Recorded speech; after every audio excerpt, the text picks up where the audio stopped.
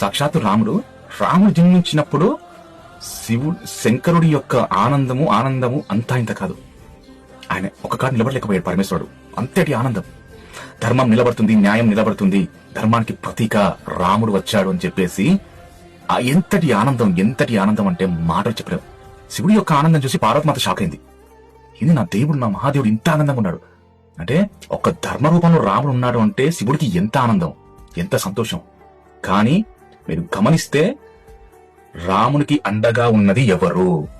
అది సాక్షాత్తు పరమేశ్వరుడే. అంటే రాముడికి అండగా ఉన్నది హనుమంతుడు కదా. హనుమంతుడు శివుడి యొక్క అంశ కదా, అంటే సాక్షాత్తు ఈశ్వరుడు కదా. అంటే చూడండి, ధర్మం ఎక్కడుంటే ఈశ్వరుడు అక్కడ నిలబడిపోతాడు, వాళ్ళతో ఉండిపోతాడు. అంటే రాముడు అంటే ఎంత ఇష్టం అంటే పరమేశ్వరుడికి, రాముడికి అండగా ఉంది ఈశ్వరుడు. నేనున్నానే అండగా ఉండి హనుమంతుడు శివుడి యొక్క అంశ, అంటే సాక్షాత్తు పరమేశ్వరుడు. నువ్వు హనుమంతుని పూజించావంటే ఈశ్వరుని ఎంతో ఆరాధిస్తున్నట్టు, ఈశ్వరుని ఆరాధిస్తున్నావంటే హనుమంతుని ఎంతో ఆరాధిస్తున్నట్టు. అంతటి మహాశక్తి, అంతటి మహాబలం, అంతటి మహాధైర్యం నీకు ఈశ్వరుడు ప్రసాదిస్తాడు. అంటే ధర్మం అంటే శివుడికి ప్రాణం, న్యాయం శివుడికి ఇష్టం. ఆ న్యాయ ధర్మాలు ఎక్కడైతే నిలబడతాయో పరమేశ్వరుడు వాళ్ళతో నిలబడతాడు. అది ఈశ్వరుడు యొక్క గొప్పతనం, పరమేశ్వరుడు యొక్క గొప్పతనం. మహానుభావుడు, మహానీయుడు.